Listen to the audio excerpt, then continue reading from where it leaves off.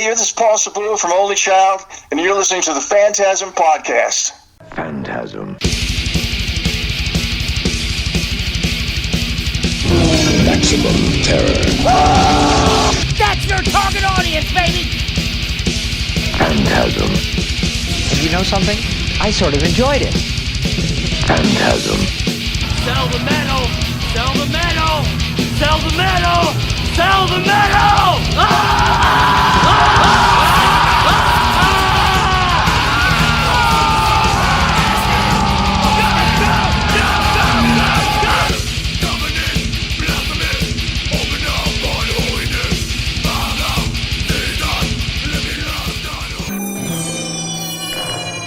Phantasm. So for you way back when, how did you get started out there in California? Was it? I can imagine it was competitive as hell. So. Oh yeah, well, I actually, it was. I had a couple, being in the right place at the right time, because I was always in the, same place actually at the right time. But I was playing, bars at night. You know what I mean? Like that's where I got my deal. And this guy, named Mark Kreiner came in, who happened to be, a big, dance promoter. I didn't know who he was, right. But he talked to me a couple of nights, and I saw him in these places every so often, and he said, he comes up to me and says, "You know anything about disco?" I said no. I said we do a couple of we do a couple of songs. I thought he was asking for a song, right. and a request, and he said, well. You ever made a record? And I said, well, I'm dabbling in stuff. I'm not really up on how to make it. I kind of watched everybody, and I swept out studios, and I'm kind of in that I will do anything to get a record deal kind of thing. Right. And so that's kind of how it all started. Like, it was just that. And he asked me if I'd write, a couple of songs. And I've been writing ever, since I could play. The songs were shit, but I mean, I was still writing. And then I started getting better at it. And, so I wrote a couple of, and dance stuff was kind of like, it's just songs done a different way. Sure. And, I don't look at them as like, well, they got to be shitty songs, and then you make a dance record out. You know what I mean? It's like they're just, actually it was the other way around. I mean, 12 inches were, at the time, in the 90s and stuff like that, were the thing that, broke, radio. Oh, yeah. And so if it didn't get played in the dance clubs, it wasn't going to get played on the radio. So I mean, it was kind of a whole different side. But I hung out with some pretty heavy dudes and just soaked it in. I'm good at emulating things, and I just started. I didn't work my way up. You know what I mean? It's like I just decided that's what I was going to do, and I just did it, and I kind of surrounded myself by really good people, and I kind of as I got better, I kind of let some of these people go. Oh, okay. And when I did the Heartbreak album, that was like the first time that I did it completely on my own. I said, look, I like some of this other stuff, but I don't think it's as, I didn't think they sounded as good as some of the, some of the stuff I, was listening to. But the people I was, like the engineers and stuff like that I was working with, always said, oh yeah, it's much better. It's, it's great. And I said, I don't know, Right. So I figured, like, by the Heartbreak album, I kind of had my fill of everybody, just, telling me or filling me full of whatever, and I figured, well, I can make myself sound that shitty, so it's like I just did it on my own, and it was a good thing, because it really wasn't any much different than how I'd been doing it. It's just the fact that I actually got to twist a lot more knobs and just be hands on in it. Right. Was it because and this is probably a weird story to tell you, but it's the truth. I remember, and this is what introduced me to you, and then of course I vicariously went through everything else. So my introduction to Only Child was me watching Meatballs 4 on HBO at like 2 in the morning or 4 in the morning. Oh, yeah. So, and then forever, I could not physically find any Only Child stuff. I've got this really nice Rock Candy release in front of me right here, which is so cool that... And Malcolm Dome, who passed away, who was kind of like the pretty heavy, forensic writer of all time. You know what I mean? Right. They kind of went down. I was like the first guy he had done. When we did the Rock Candy stuff, and I don't know. I actually don't. I moved down here right at the time it was released. And I never actually got Oliver to send me anything because I didn't know how long I was going to be down here. Right. And, so and it's hard to get, you have to get a special mailbox and all this other stuff. So I said, well, just save them for me, I'll get them.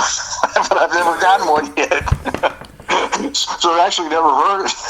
So to physically have this, it sounds incredible. Like, it really does. I never had a physical release of this, so to physically have it in my hands is just the greatest thing in the world. Cool. And to tell you something funny, which I'll have to ask you about this, but I'm so into Meatballs 4, when I met Corey Feldman, it actually freaked him out. His handler asked me to go on. She was like, he said, you know entirely too much about this movie, go on. And I was like, okay. So, but how did you guys, now, was the band, were you all shopping stuff and then somehow got, because I don't know the story, I would love to hear this from you, like, how did you guys end up on the soundtrack, because you're all the soundtrack for that film? Well,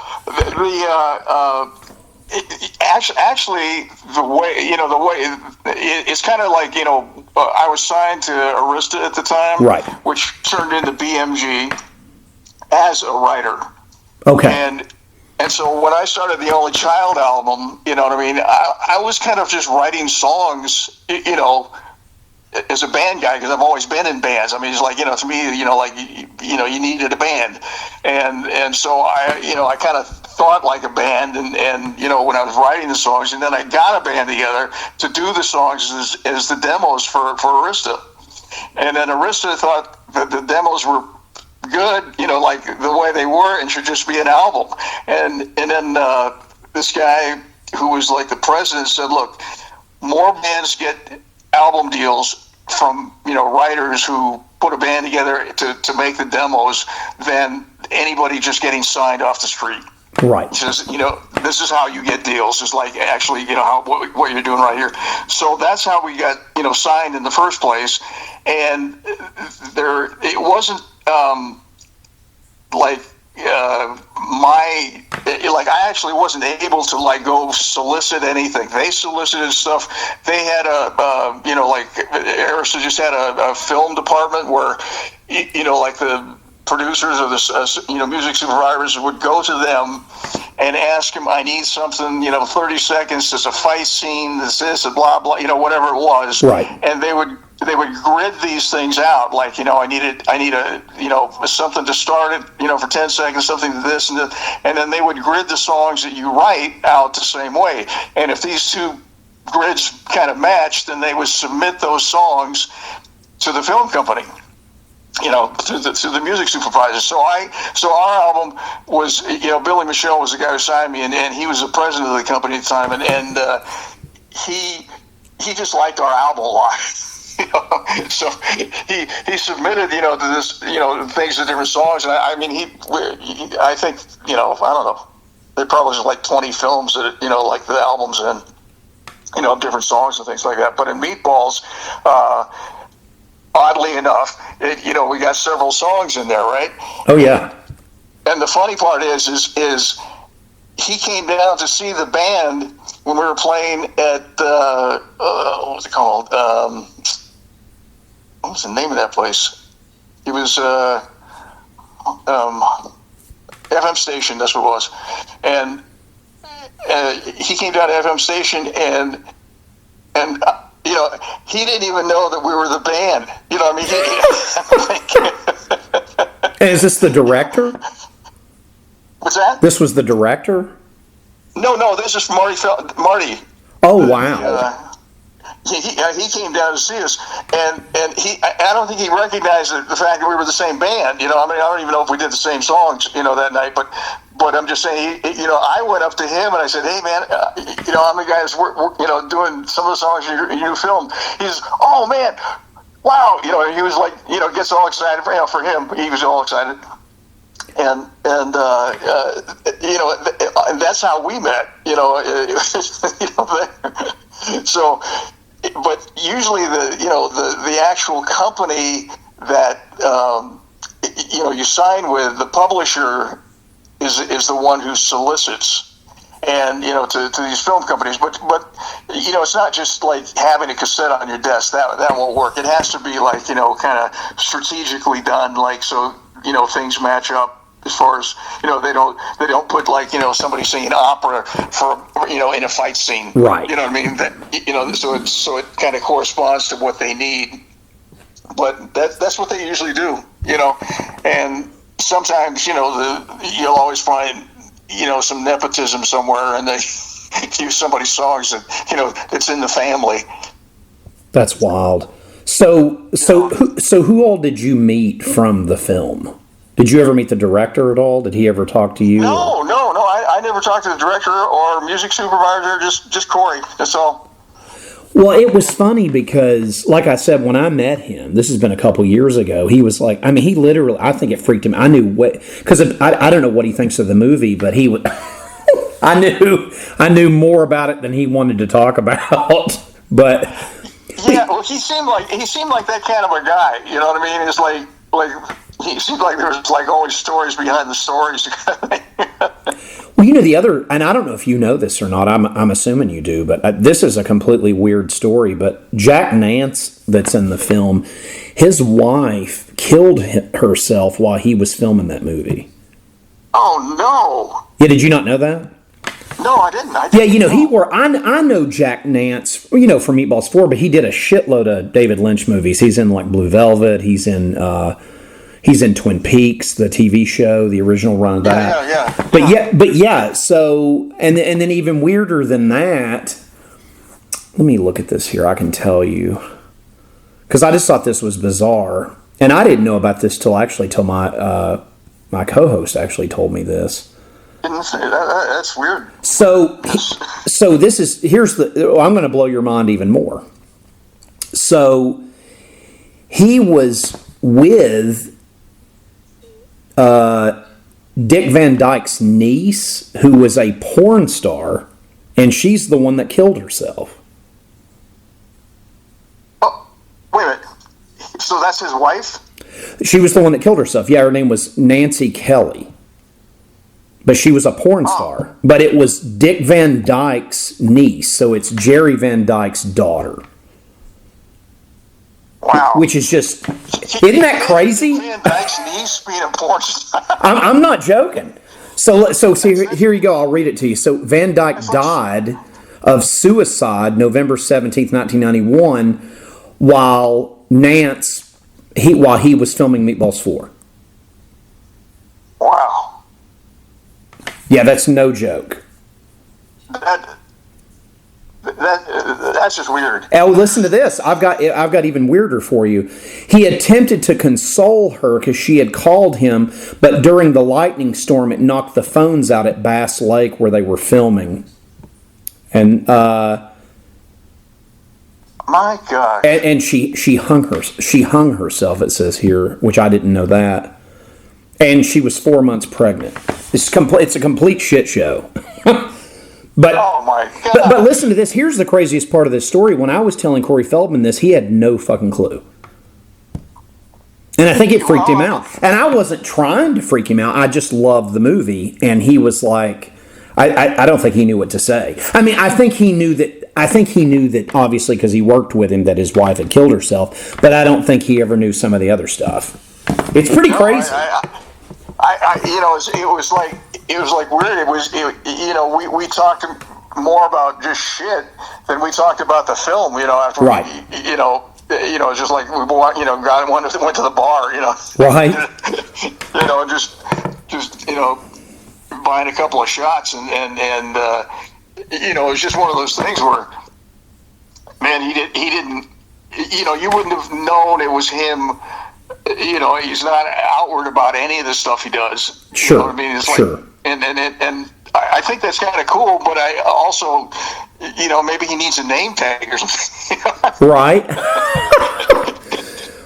So for you, for the Only Child songs that are in the film, did you have any control of the placement where they were at, or did you know about any of that? No, they that's what I'm saying. It's like you got two people in films, and that you can get music in films, and some of it actually I did know directors on a few things, but the director is the ultimate say, but you have a music supervisor who usually supplies the director with all the parts for the ultimate say. You know what I mean? Right. So even if the supervisor picks something and the director doesn't like it for that part, it's 86th. Oh wow. If he does like it, so he has the final say. I mean, the definition is like the music is supposed to make the director feel like he wants to feel, and so his movie comes alive. You know what I mean? Sure. In that much sense. So the director is your big guy, and underneath that is a music supervisor who tries to get everything. And basically, music supervisors tries to find the songs and tries to find them cheaper than they actually are. Right. So he's the deal maker, and then the guy just decides if he wants it or not. Right. So some of the tracks that were, and this record, by the way, I think is just a masterpiece. When did you start working on this record as far as like the song arrangements and whatnot? Because it is fantastic. And your voice is incredible on it. So it was it was actually 11 months from the time I first started writing it to finishing it, putting the band together, and recording it.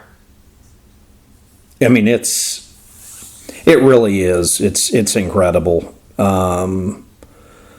Just every song on this, and then this Rock Candy release, which I think you'll get a kick out of, has got bonus tracks. It's got Maybe a Lifetime, Running on Love, Young Guns, and then Vice Versa. Oh yeah, okay.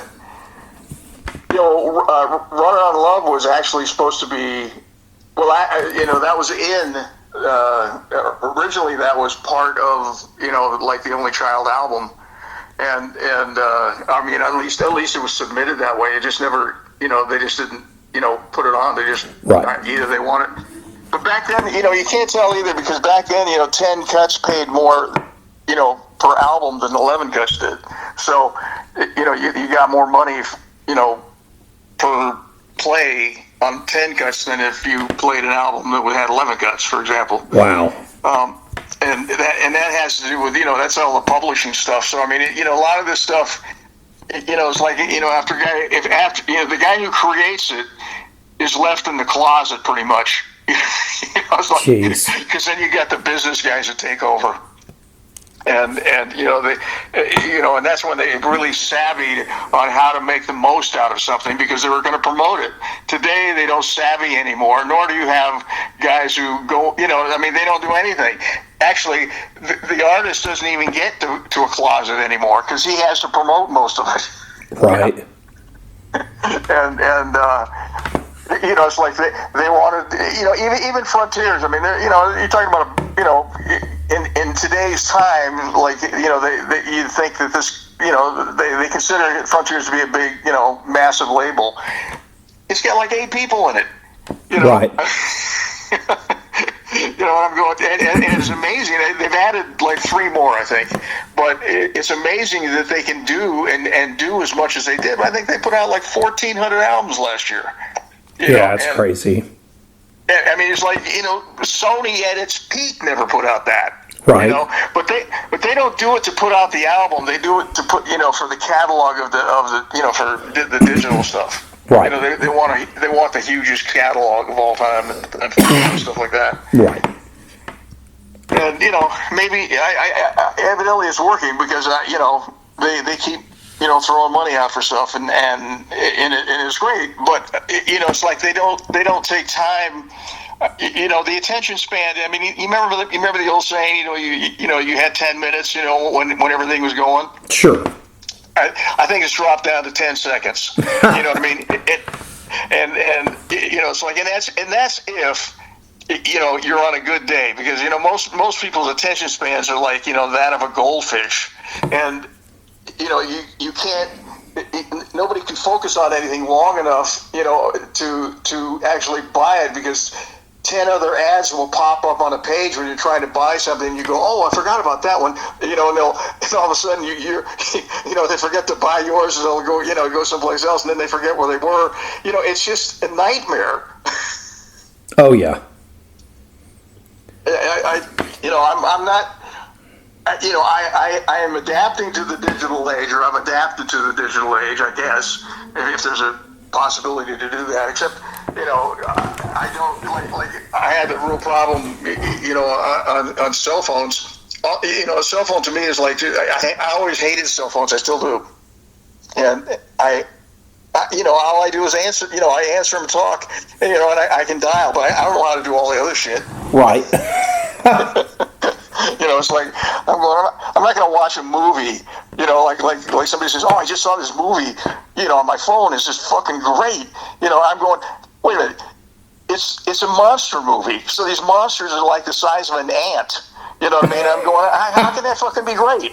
You know what I mean? It's like you got to, Yeah, it's so. I mean, go ahead. Oh, how did you find the members to do this record with you, or did you end up performing everything on this record and just brought in? No, on the OC record. Yeah. No, that was kind of a band thing. I mean, it's like even though I was writing with Eris, I mean, I was still playing in different bands and stuff like Sure. that. I was just writing. I was just that was just my gig, and so I was still playing with stuff, and I just picked players that I was playing with at the time that we played really good together, and we just started learning these songs and rehearsed them for a while, and just went and cut the album. And I mean, we did a relatively really fast, because the budget was basically as a writer, not as a band, Right. And so it wasn't like you had all the time in the world at the best studios in the world or anything like that. We just found a studio that sounded pretty good and went in and did them. Where did you guys end up recording this at? It was a thing out in the valley. It was called Preferred Sound, and the only thing I know is a lot of people used it. I mean, even before Giant was Giant, or Giant, they were using it, and and then I was having an amp repaired, at this place, and he said they were using the studio, and it happened to be Preferred Sound, and it was like the guy from, it was Randy, California, or something like that, Uh-huh. And he said, yeah, we're just using this studio out, just real nice little studio. So I said, well, okay, that's good enough for me, and it was good. It was a good little place. And so I mean, it's like all these people, they didn't do, it wasn't like locking, it wasn't like with Prince or something like that, where he locked, played the place out until he was finished with his album. Right. He didn't lock Sunset Sound out. You know what I mean? Right. It wasn't quite the same deal. So it was like we just found something that kind of fit the budget that was like everybody else was doing budget stuff too.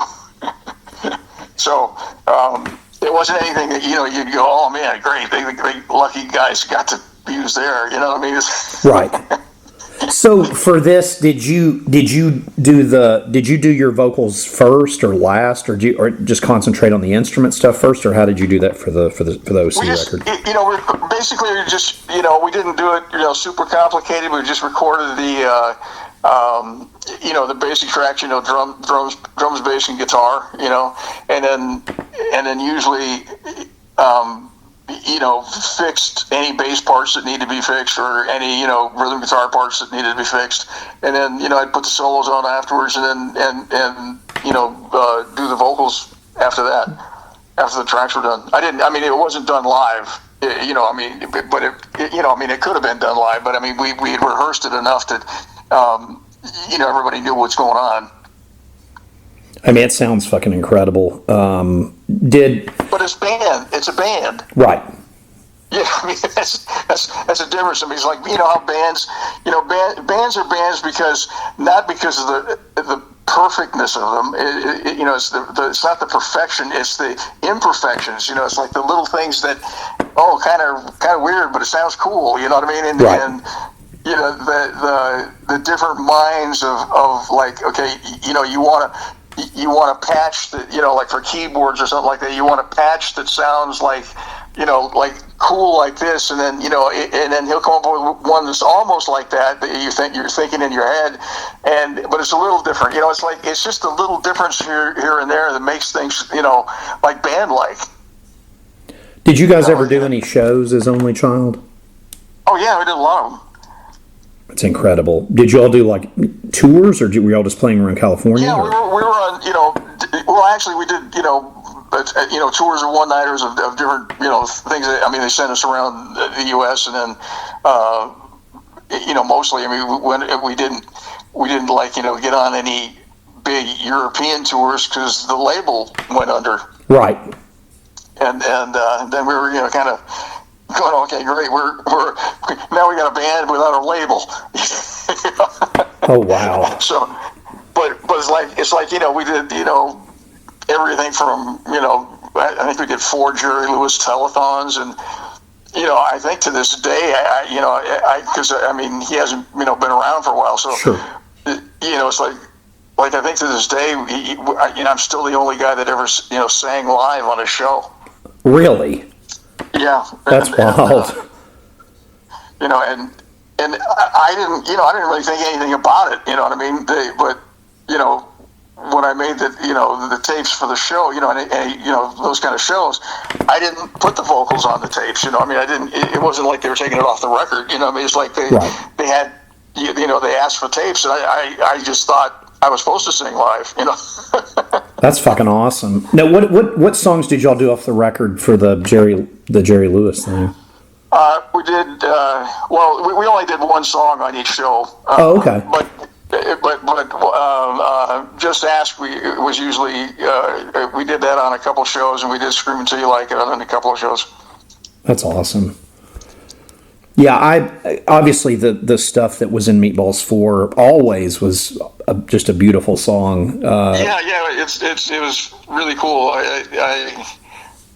That was the first time that was the first talking about the label breaking up, but that was the first time that the band ever got in an argument about anything.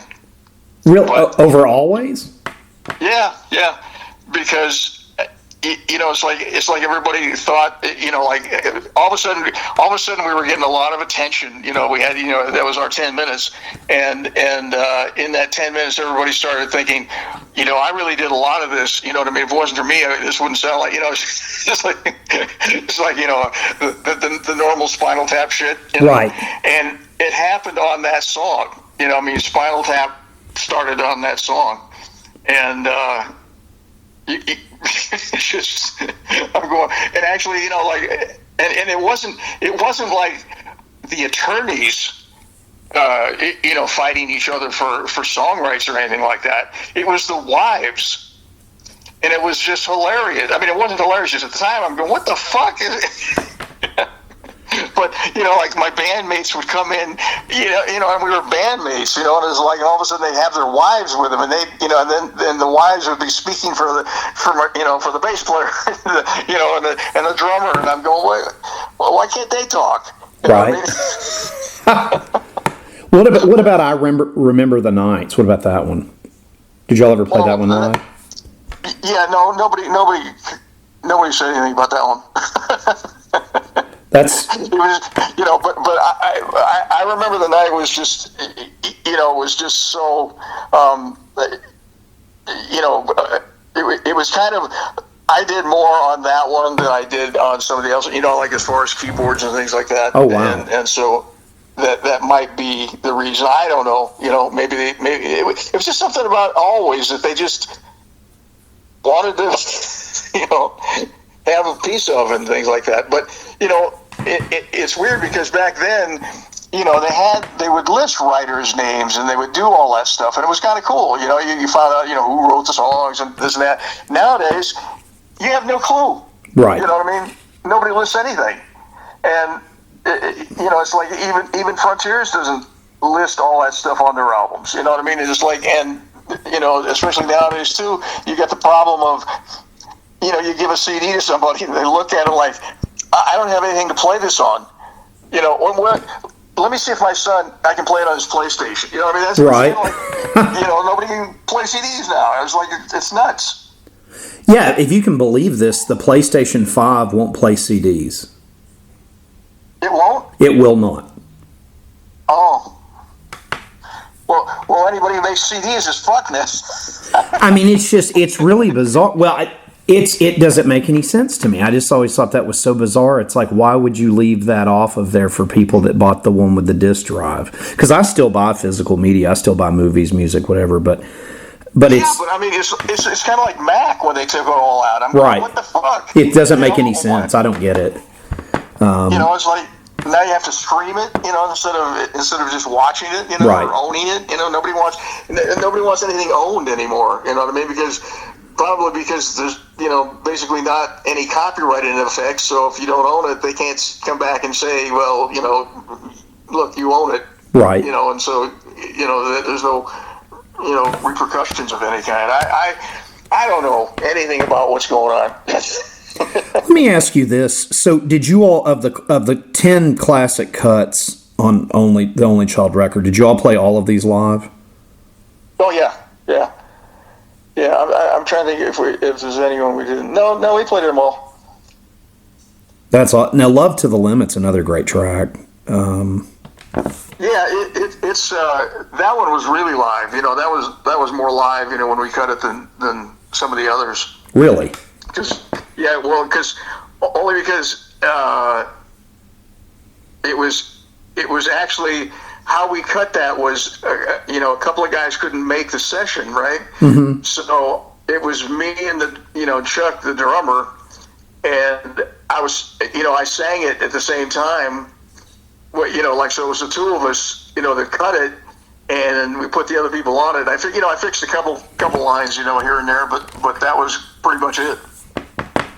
It's incredible. And then Just Ask, you said y'all played that one quite a bit. Yeah, well, that was people like that a lot, so. Oh, it's great. Like I said, this record is. I'm sorry I've talked about it so much. I just absolutely fucking love it. No, I appreciate it. I mean, I really do. I mean, actually, I had a couple of interviews, recently and things, and they, everybody is under. It's like, I don't think anybody has ever done an interview about anything that happened, recently. You know what I mean? That like everybody was really happy about. You know what I mean? It's sure. Like, this coming out now, or you just released this. You just released an album. It's like, yeah. Probably nobody will hear it, but yeah. Right. For this record, so like I said, I probably saw the movie. It would have been either 93 or 94 when I saw it on HBO. So by the time I tried to find the physical release of this, which I guess would have been Arista, it was gone. So yeah. I'm so happy to just physically have this in my hand while I'm talking to you. I just think it's so, because I'm telling you, I cannot tell you how awesome it was to physically buy this and just to have it. And then I got to pick up some of your other stuff that they put out. Heartbreak. Wow, it kicks ass. Well, you know what happened was Oliver, he was always like my buddy and a good friend, and he just loved, it was like. I think he was writing at Kerrang at the time. It was like, Right. The Only Child album is like, the highest rated album ever in Kerrang. And it got 5 Ks or something like that. And, so it's just one of those things where, he always, and when he started his company, he always did, he did really quality work. As far as, like all his things that he put out. And believe it or not, I still had the physical tapes of all this stuff. Really? So, yeah, I sent him the tapes. And it was really hard to send because, because of the x-ray stuff and things like that. So I had to put, basically I had to put these signs all over this big Beacons moving box, Right. It's like it said, "Oh shit, magnetic stuff. Don't actually." It's like. Oh, so you sent him the reel-to-reels of the stuff? Yeah.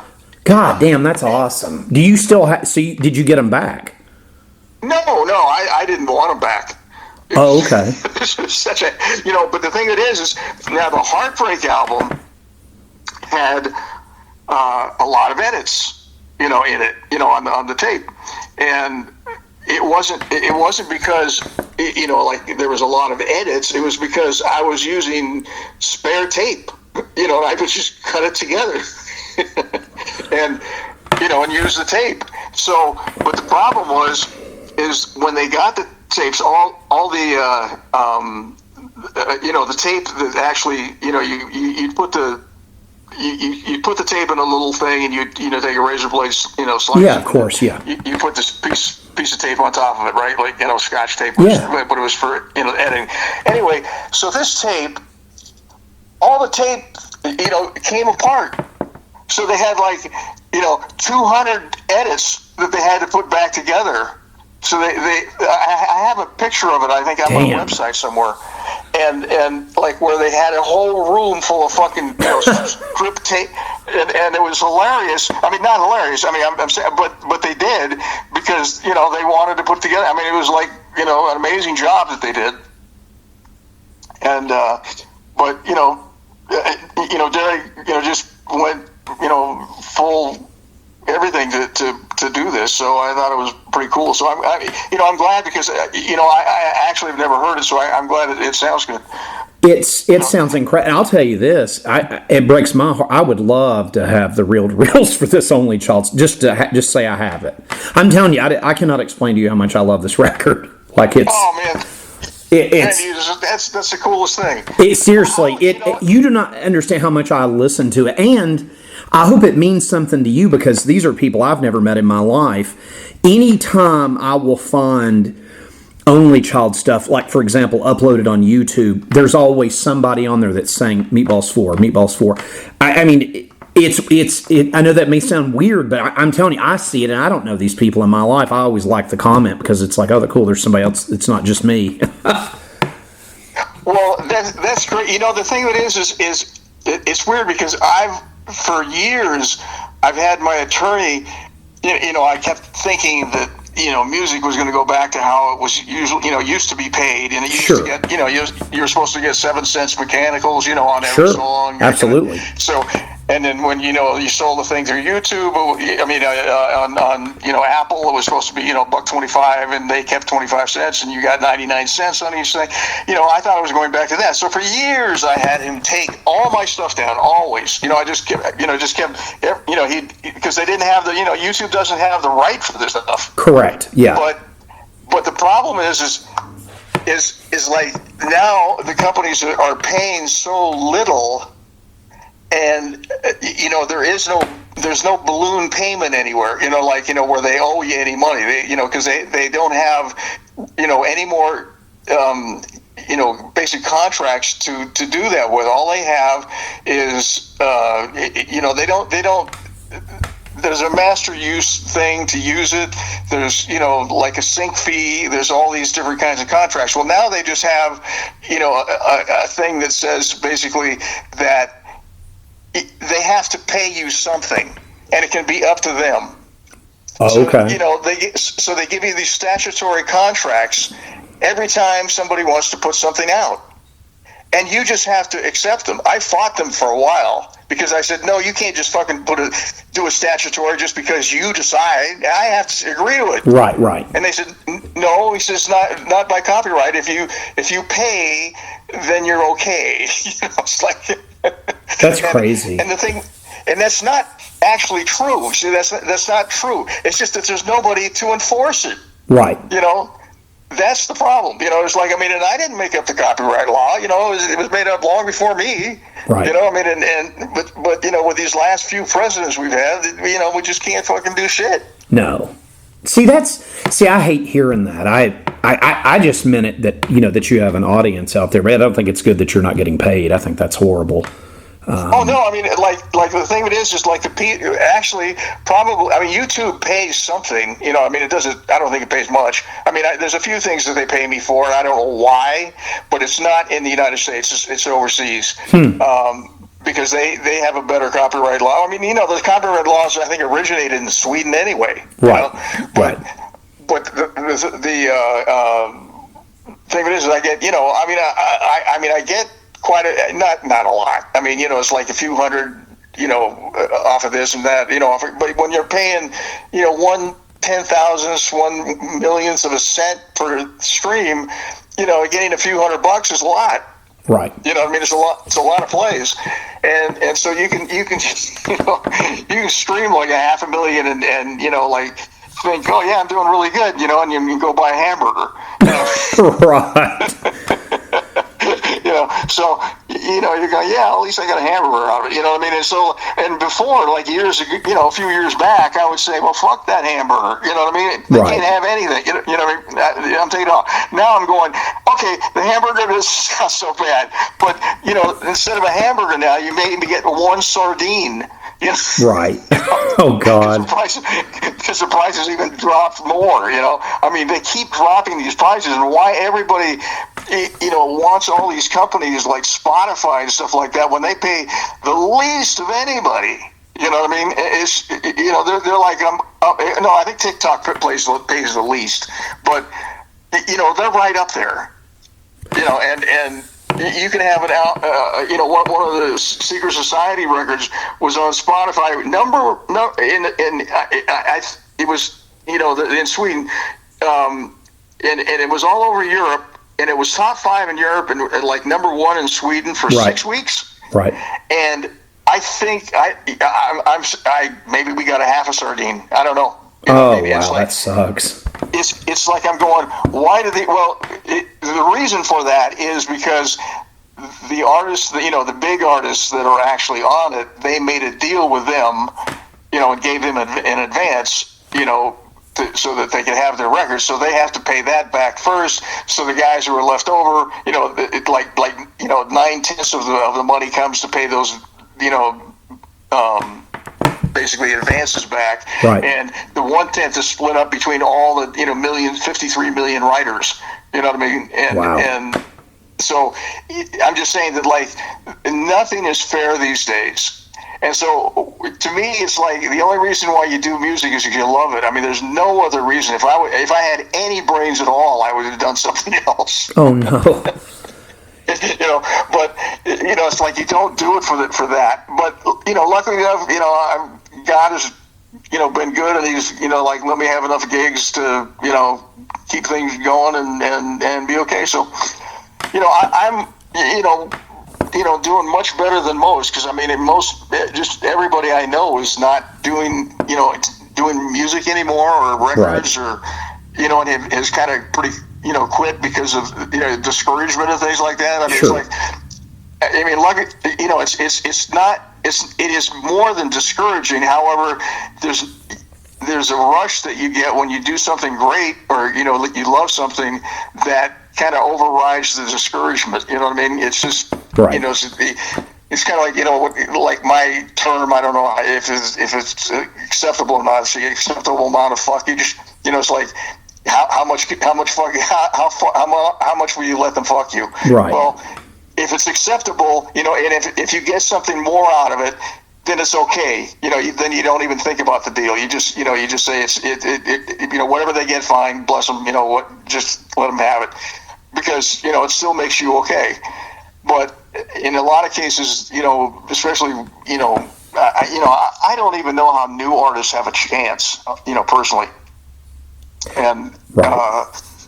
I'm not sure they do either. Oh yeah. So for the cover art for the Only Child record, where did you come up with all that? Oh, that was, it was weird, because that's for me, that's a weird story, because I lived in Pacific Palisades, and basically it's a really nice place, and it's like if there was a robbery, the police would be there. It was like the last place, it was Custer's last stand. I mean, everybody would go to, like they would protect the Palisades no matter what. So anyway, we do this cover, and I always had a picture, this is before, you could digitally, get all this shit and stuff like that. And then I just said, look, it's like, it's kind of like a guy dreaming about what he wants to be, and you just see this, guitar, and this lady that, put it together, as far as the art direction on it, and took one of my guitars and hung it, and it was like one of my favorite guitars, and in fact I did the whole album with it. Awesome. Anyway, and this little kid looking up at it, and the jeweler, there was a jeweler that was that I knew that I'd gotten some jewelry from, but really a couple of really funny Jewish guys in this jeweler, you know what I mean? And they had done the Van Halen logo. Oh, okay. So I got them to do the Only Child logo. Awesome. And so that's how, that's how the Only Child logo came to be. And so they just stuck the Only Child logo, on there as the title with the thing. But the weird part of this is about 2 months after the album came out, I came home one day and somebody had broken in the back door, and the only thing they took was my pink guitar. So you lost your guitar? Somebody else has it. Oh man, that is horrible. And you recorded this whole record. You recorded this whole record with it too. I know. Yeah, I know. I don't even want to talk about it. Oh my God. And and it was the thing that it was Tom Anderson was a guitar maker, and who has gone on to be amazing. Have an amazing roster of guitars and his just what he makes. And I was one of the early guys to get a Tom Anderson sponsorship, and it was one of his first guitars that he made. And since then, I mean, he's just like totally devoured the business. I mean, he's like everybody, especially all the Nashville players, would only use a Tom Anderson, those kind of things. I mean, it got to be really, in circles, like just an amazing thing. And that was like, one that I could never replace, because it was like not done on a machine. It was hand done. I mean, he did them by hand in the beginning. And just, it was a pretty sad story. That's horrible. I had no idea. After that happened, did you ever try to reach out to him? Like, could he try to duplicate something for you, or? No. I just, I've never been a guy that lives in the past. I just, just kind of just go on, and I just told him I needed another guitar, and I got in, and I said, well, there's a couple things I'd really like to add on these things. So, I added a few things on the new ones, which he actually used in all his models. Oh, wow. That were kind of cool. And, as far as like, the coil splits and the stuff like that, that had been done, but they hadn't, done done the switch to change the pot's ohmage and things like that. Just little things that actually made a difference that people didn't think of. Right. And so he put those on but he started, he kept using those things on his, guitars now. But it was, and it wasn't like, I was like any genius at this. I just thought, well, maybe that's why, maybe if I change this, it'll sound like, Right. And I was always swapping shit all around anyway. So it was like, I have a when he made me, it's like, and he made it for me, and I said, okay, well, I'm gonna burn it, so it looks like it's burnt. And the first one I did, I put too much lighter fluid on it, and I burned the body up. I couldn't put it out. Shit. So he says, okay, let me do it. I'll just torch it so it's burnt. Oh, wow. So I mean, it's like I was always screwing around with that kind of shit anyway. Now, your guitars, do you use active pickups in them? I never use active pickups. Oh, okay. Because with active pickups, they have a great sound, and I know a lot of guys. It's weird. I can pick up a guitar that somebody plays. I think it sounds great, and I play it. And it sounds like shit. You know what I mean? It's like it's just I don't know what it is, but it's just like it's like active things are really too an active, when you have an active pickup into some of these overdriven amps, I mean, it's almost like you can blow on a string and it'll play. Right. It's like, yeah. So it's like, and my technique is not that. I always kind of play aggressive, Right. and so it doesn't translate really well with active stuff. And with active things, you could put it on. You could have the best wood in the world, or you could have a tin can, and it would all sound the same. Right. Because they don't resonate off the wood. The wood has no part of the sound, and so how guys make it sound good, I don't know. But more power to them, because I wish I could. It's like, but I always found that I needed get the right wood and the right pickup and the right to get that sound. Right. So, and again, I'm sorry we've been on here so long. I've talked your head off, but I wanted to ask you. No, it's fine. I've had so much fun talking to you. It's so awesome. For the Bewitched in LA, did they just hand you the material and then you just sang on it, or how did that work for this AOR record? Yeah, well, Frederick started, his AOR LA albums, I think back in 2000 or something like right. that. And some of this he just told me when it happened, and that's one of them. But I didn't actually meet him till, I don't know, 2008 or so. And started working for him. But what he was he was a great writer, at one time, and he still probably is. He just doesn't publish in magazines anymore and things like that. Review guy and just kind of a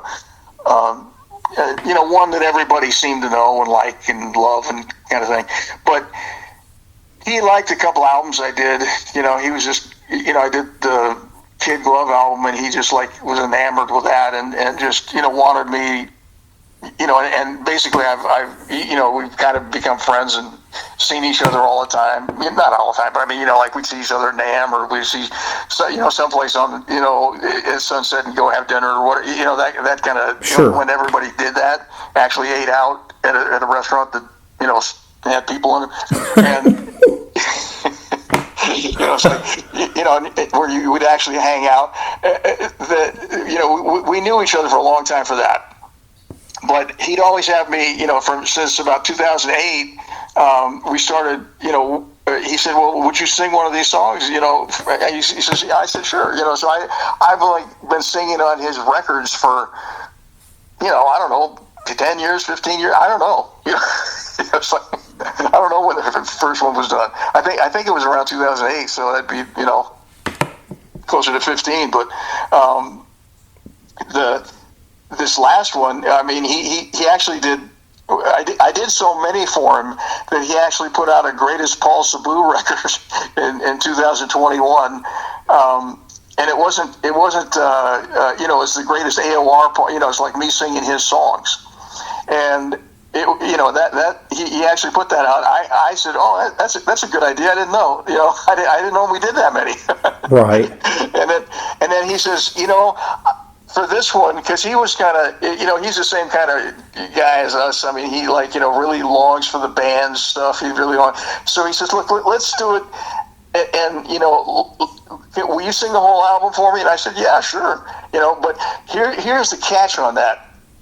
And you just use this however you want. I mean, he's kind of like an artist himself. He writes his stuff and things. Right. But he's a French guy, so he's got this accent that it's ridiculous. It sounds like Pepe Le Pew singing these songs, and it's like, so in the beginning, I kind of got to do anything I wanted. I just sang the basics stuff.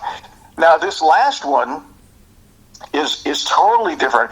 He actually got his enunciation down and actually used words that could be sung and broken up right, like as a singer would do, and so pretty much I just emulated him on this whole album.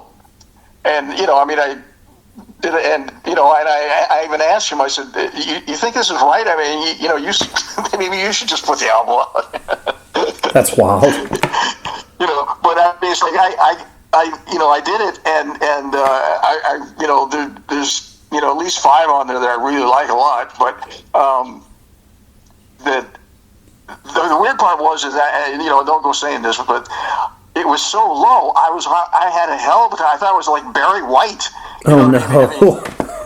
I was going, you sure? I don't have any Barry White records here. I need to learn how to do this. Right. And so anyway, so it was kind of it was an easy but unusual job, because he was just adamant about learning every phrase, just how he did it and things like that. And I've never been really good at that. Just copying something that so precise. At least singing wise. I just always sang like me. Right. And so this was a hard record to do, actually. But I think it came out okay, and and people seem to like it, so I'm glad. I'm glad they didn't say, yeah, it seems like he sounds like Barry White lately. But Let me ask you this. Again, I hope I'm not keeping you. I just had a couple more questions for you. How did Ghoulies 2 come about? Oh, that was a thing where I knew I forgot what it was like. I don't know, some assistant, like not a director, but he was an assistant to. What was the company that put that out? What was it? They're called. Let me pull it up here. I got it right I forgot here. what it was. No, that wasn't Empire. It was. MGM is who I know distributed it. I think it was. I think it was Embassy, or just some you know how many labels were, they used to come on and they had their logo and then you see the movie. Well, I think that was an Embassy film, but anyway. Yeah. You're right. And so he was the main guy in front of the Embassy thing. And he came down. He heard it someplace in Hollywood, someplace. Yeah, maybe it could have been the Whiskey. I don't know, but he loved that song. So he got a hold of me, through the Arista thing, because I was a writer there, and so he asked me, he says, "Do you can we use this for the movie?" I said, "Yeah, sure, yeah, okay," But then the director wanted somebody, that had been known more. I mean, because the Only Child Band had only been out for 10 minutes, when they did that. And so he says, we need somebody known. And so then so they got Wasp to do it. And, I did. I mean, even Chuck, the original, drummer. Yeah. On the, he played on the Wasp thing, but they wanted to change a few things and do some stuff, to make it. There you go, cell phones. Oh yeah, I know. It's so much fun. Sorry. Yeah. No. So anyway, they wanted to make it more, Wasp-like, and so it changed some, but that's how the song got in the film. So, did you ever deal with Blackie at all, or any of the Yeah, a little bit. I mean, we didn't see eye to eye on much, but yeah. Well, I mean, we're talking about a guy that I'm going to tell you this. This won't be in the interview. I'll take it out because I don't do stuff like this. But I am going to just tell you this real quick. This from a guy that literally did a tour last year where his vocals were pre-recorded. Oh yeah, I don't doubt it. And I'm sitting there going, and then wouldn't do my podcast, and it's like, whatever, dude. Like, that's fun, Like, it's cool. I mean, it's kind of, I'm not saying it's the same, but it was kind of like, my experience with him. It was like not, it was not something like, it had to be done like he wanted to do it, or else it couldn't be done. Right. And then you've got a credit here for their Live in the Raw thing. What did you do production on it, or? No, it's just that they used one of those, they used Scream Until You Like It. Oh, you got that right. Okay, I got you. That makes sense. Yeah. Well, I mean, that's crazy, though, that he wanted to have control over something you wrote. It's like, dude, just play the song. Like, play it as Wasp. You don't have to change my song. Well, they had the same problem. They were on, they had a tour with Fatal Smile, and Wasp got kicked off after 3 gigs. Oh, wow. That doesn't surprise me. Like, the only person in that band that I ever met growing up as a kid, I met Chris, and Chris was super nice to me. Yeah. And Blackie wouldn't sign anything. He wouldn't talk to people. I didn't have to ever deal with him. But when I met Chris, this would have been 23 years ago when I saw them with Motorhead, and Chris was just as nice as he could be, and Blackie was, He's him. Oh yeah, man, and he screwed him over. Like, Chris doesn't get royalties off that stuff, and people think that Chris never had a role in that band. It just bothers me, that whole situation. I'm just like, God, how could you treat a band member like that? I don't know. And as a fan, it was just gross, so I'm not surprised to hear he was difficult to deal with. Yeah, no, I mean, it was just one of those things. I did meet Chris a couple times, but we never ended up doing anything. He actually lived really close to where I lived. Oh wow! In the Palisades, and he lived in there was a motor park home, or whatever you call it, where your trailer has a yard and oh sure, yeah. There. And he lived there, and they were raising these giant birds. I mean, I guess not like cockatoos or something. Yeah, something that big. And it met. We used to see each other at the park all the time, when I go down there with my son, Oh, that's cool. So it's like you kind of meet people, but it's not in the same thing. But we didn't talk music too much, He said, hey, if you want to do something, let me know,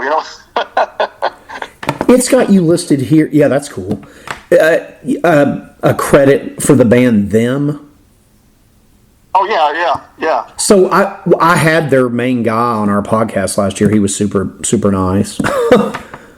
yeah. Nor? Yeah. Troy? Yes, he's just the nicest guy in the world. Troy's just wonderful. He is. And Troy actually did a couple of songs with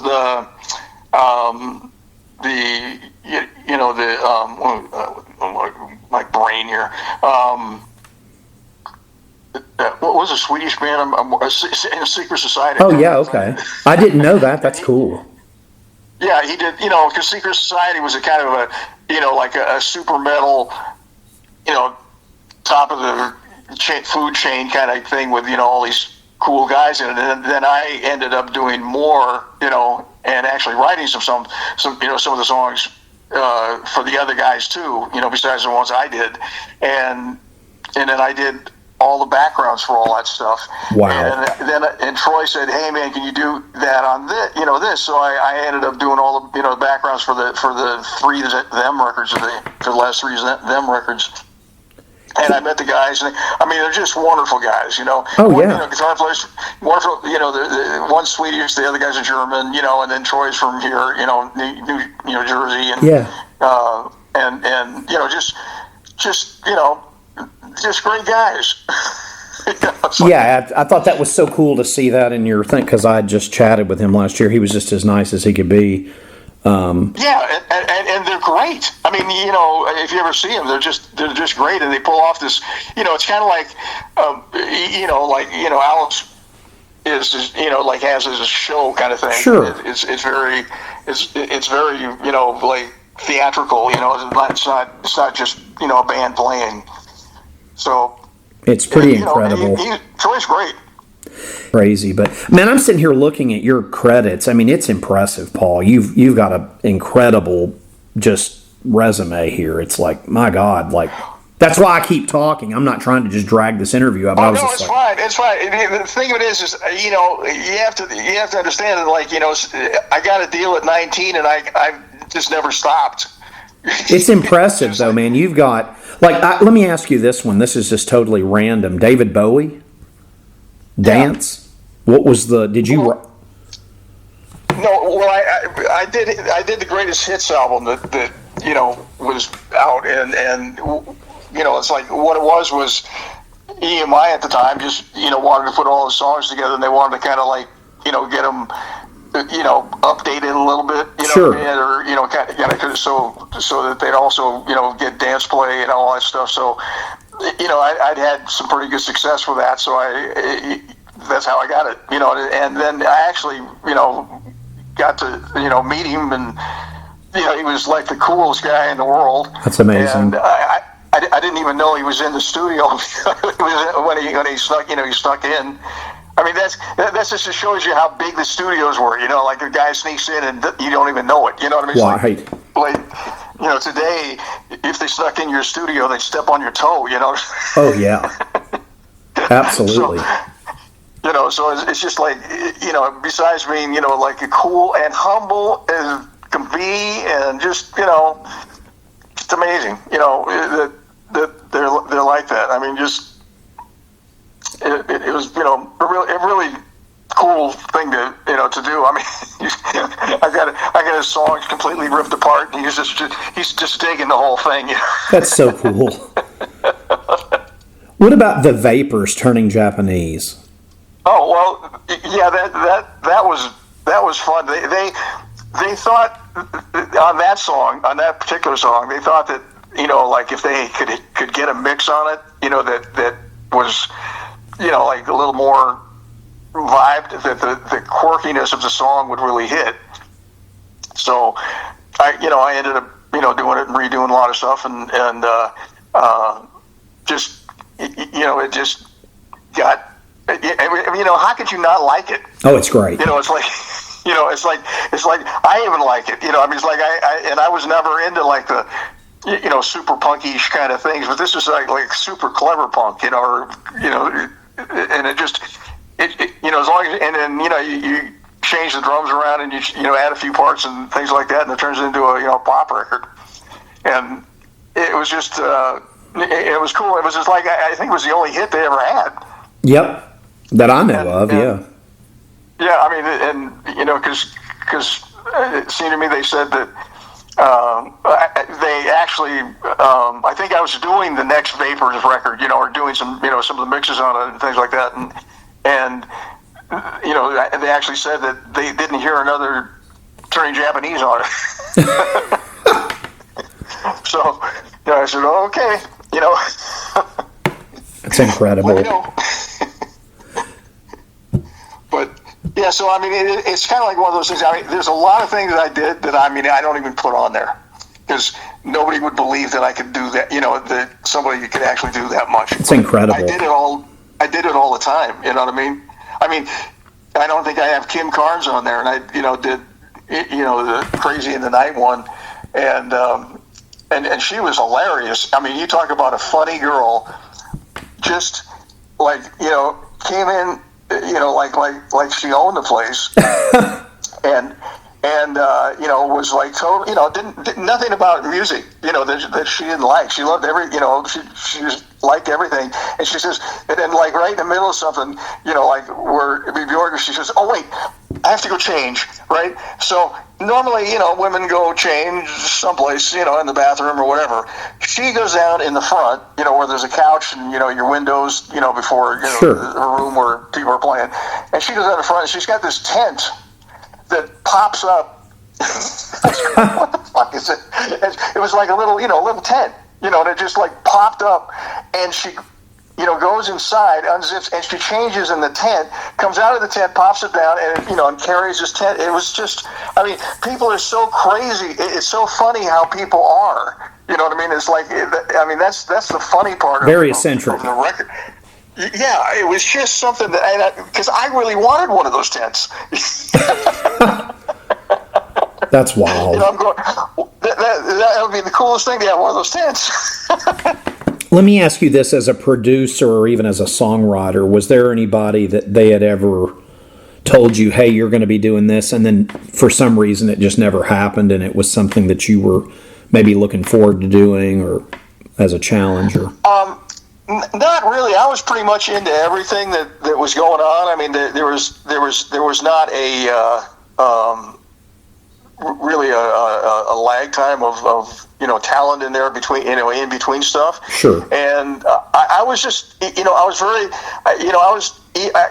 basically I was like capital EMI's guy for a while. You know what I mean? That just did stuff, and I didn't do it because I was trying to create a resume. I just did it because I like the stuff. You know what I mean? And I got a chance to meet with the people and stuff like that. And the thing is a couple of times I forgot I did a couple records on, I can't remember who, but they were just the pits of trying to work on something when the artist is watching it, and it's like I've never been into like can you bad vibe something, but these people seem to do it, like be pretty good at it. And so I said, look, if the artist comes in from now on, and I don't want him to, it's just I'm not going to charge you an extra $1,000. and the thing was is they said okay, and a couple of times they paid it. Oh wow. It's like I'm going, oh, I should have made it 5. So I've got to ask you this because I'm a huge fan. Yeah. Elvira, Madonna, Prince. That's crazy. Oh yeah. Well, if you ever watched Elvira? You're talking about the funniest lady living. She's amazing. You cannot. When I did those records, one of the reasons why this is a long story short, but her husband used to do her records, and they got in a big fight while they were doing them. And so when I did this movie called The Babysitters, and it actually came out, and it was called Twin Sitters after that with the Barbarian Brothers. Yeah. And they were these two big muscle guys that, were in this movie, and there was a bunch of twins and all that stuff. And I scored that movie. And the guy who directed the movie was this John Paragon, who came out here from New York, to the West Coast there were 3 comics that were in that, where there was John, Elvira, and Pee Wee. Oh wow! Those are the 3 people who came out and did kind of like that what's that line thing? Yeah, and started those kind of shows. But she half the stuff on her records is because I had the tapes running at the same time when she walked in. Because she would come out with these one-liners that were so funny, you just couldn't stop laughing. Literally. And and she's got she's got a ton of stories. That go back to Elvis and everything else that. So it was like kind of amazing, to hang out with somebody that knew all this stuff. Oh yeah, it's incredible. But interestingly enough, I was the only guy she would ever record with. That's awesome. And I don't know why. It's just like, it's just because I thought everything was funny, I guess. That's so cool. I thought she sang really good. I mean, she actually had a great voice. I mean, it wasn't like she sucked, you know what I mean, and just, just try to get her on something, I mean, she actually had a great voice, and, she had really good writers, from the B-52s guys and Holly Knight and all those, it wasn't like she had slack writers. Right. So it was really, it was a really nice thing to do. It was, and it took, it was a good, mix. Absolutely. So, and I'm glad, we got to do it because she wasn't actually going to ever make a record again. That's crazy. What about working with Madonna? Well, I did that. Jelly Bean was hanging out with Madonna at the time, and he was Jelly Bean Benitez, and he was a big dance guy, and he had her album, her first stuff in EMI to get shoved, and they liked the album a lot. You know what I mean? It's like, but they picked out this one song called Sidewalk Talk, and she just, for some reason, they didn't like it, but they thought it was a great single. So he asked me, I said, hey, will you take a stab at mixing this? I said, sure. Honestly, I don't think I mixed it any better. But EMI liked it. So that was her. That's kind of like how she got started. Oh wow, that's crazy. What about Prince? Prince I worked with quite a bit, but he is just I mean, I couldn't ever say enough. I don't think there's enough adjectives to describe him. It's like he was like way laid back and way cool until he picked up an instrument, and then he went into this, Mighty Mouse mode, It's like there was just, like, I am a badass motherfucker, you know what I mean, kind of thing, and it was just so cool to watch. I mean, even though that he, played on, his own stuff, he would have a lot of people play on it too, and try a lot of things. And, he would just, be very, sweet at times and just say, I think we had enough. It's just the wrong persuasion. You know what I mean? It's just, and then that guy would be out. You know what I mean? It's like, it wasn't like he didn't go through things, but, he's also, one of those guys that, you roll tape no matter if anybody's recording anything or not. Oh, so, sure. I can't tell you the amount of tapes, that he went through, but he was, a more talented guy. I don't know. He was just amazing. Did you guys work, so you all worked together a lot? Well, we worked quite a bit, and I worked on, some of the, I can't remember I'm terrible at names, so forgive me, but there was a couple of girls that I remember doing Pretty Miss, and I forgot, like Abalone or one of those, whoever he was going out with. Oh yes, so, like Vanity 6 and Vanity. That's what it. Yeah. And so and it was just like one of those things where I worked on a lot of that stuff too. That's incredible. And, it was cool. I mean, he just had a in-house bunch of motherfuckers, that were great on shit. I mean, he's just. And people loved the guy. I mean, you can't talk about Prince and people not think he's fucking great. Right. It's impossible. It's impossible to say. I mean, he was the coolest, greatest showman. I mean, it's like, he not marketed himself, but I think his idol was, probably, what's his face? Just a minute. Now my brain's dead. What was it? Kiss Myself. James Brown. Oh, and, sure. So he emulated a lot of. Try to cut the parts. What the fuck his name was? Oh yeah, it'll sound good. I promise. But the thing is he would emulate, the James Brown thing, and not just the way James Brown was, but like also with his bands. I mean, it's like if his bands hit a wrong note, it was like $100 or hit it. If he, if he made two mistakes, it was like $500. It was like, it's just, he would charge everybody, for screwing up. That's wild. And which was the same thing that James Brown did.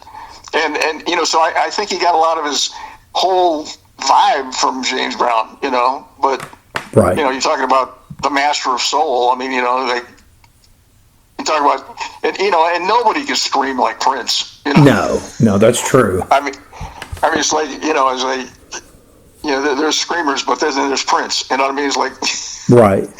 When you worked with him, did they fly you into Minneapolis, or was he in California, or? No, he was in California. We worked at Capitol. Oh, okay. But I mean, Capitol, basically, would rent the rooms out to anyone. It wasn't. Oh, I see. It wasn't like you didn't have to be a Capitol artist to use Capitol. Right. Capitol was just a good place. Right.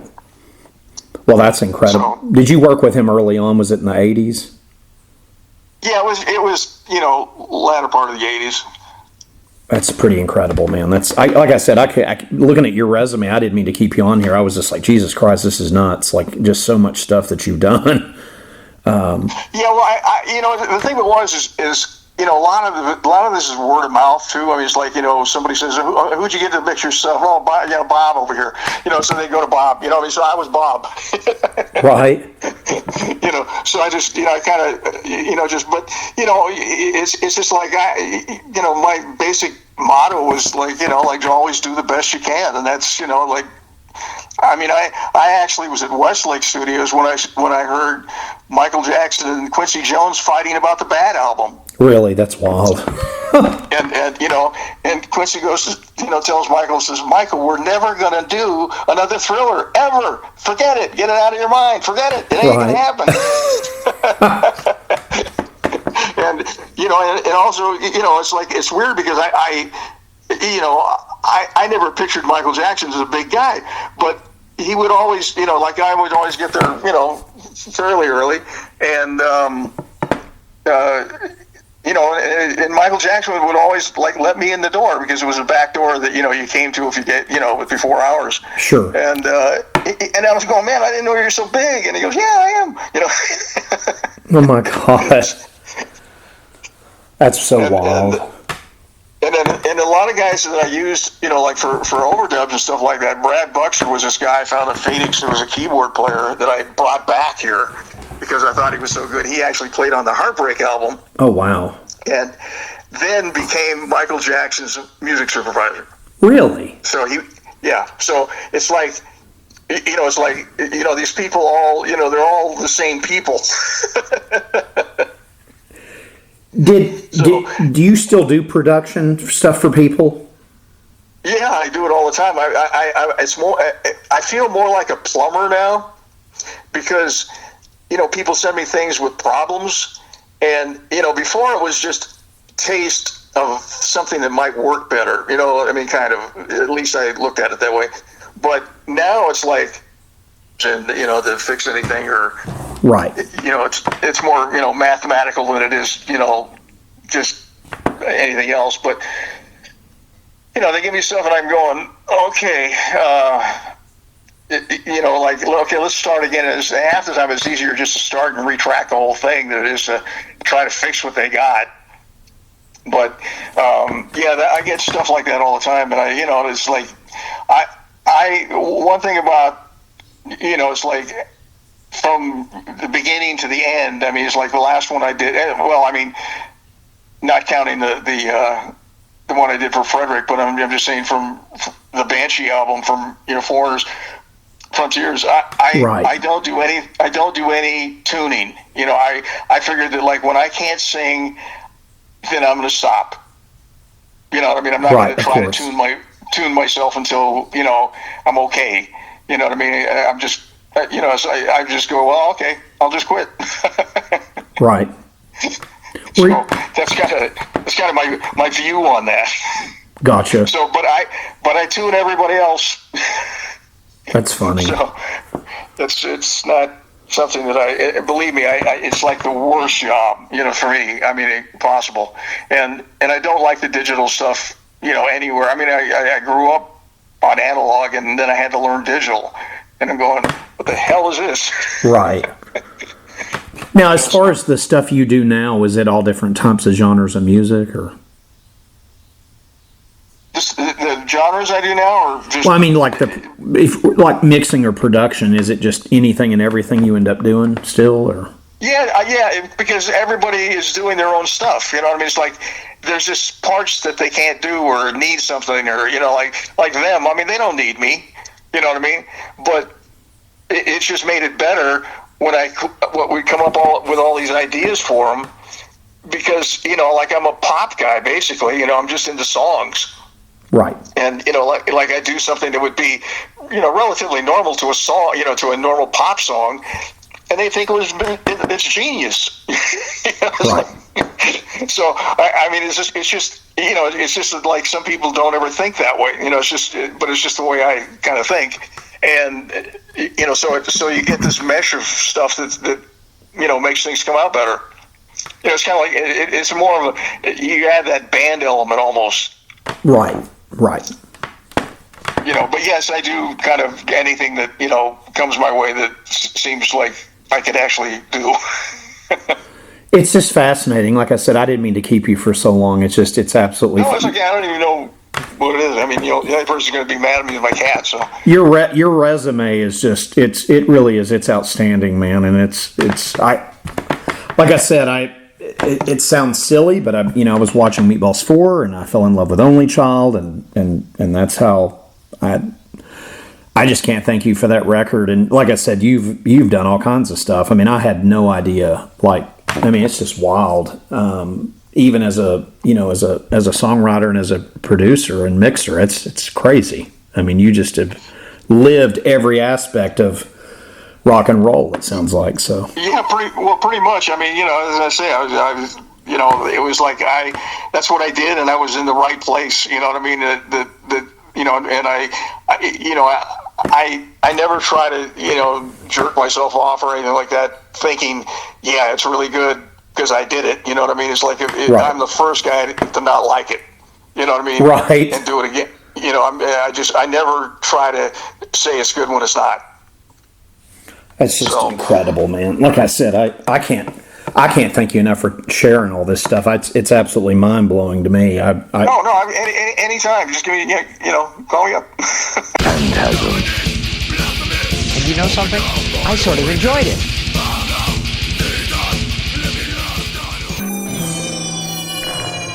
Phantasm.